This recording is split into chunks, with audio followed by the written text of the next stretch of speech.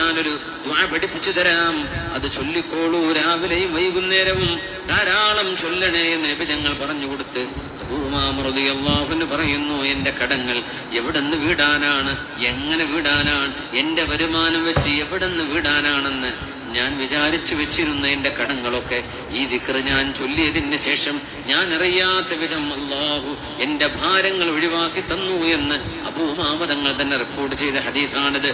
اللهم إني أعوذ بك من الهم والحزن وأعوذ بك من العجز والكسل وأعوذ بك من الجبن والبخل وأعوذ بك من غلبة الدين وقهر الرجال. അല്ലാഹുവേ, ഞാൻ നിന്നോട് കാവൽ ചോദിക്കുന്നു റബ്ബേ,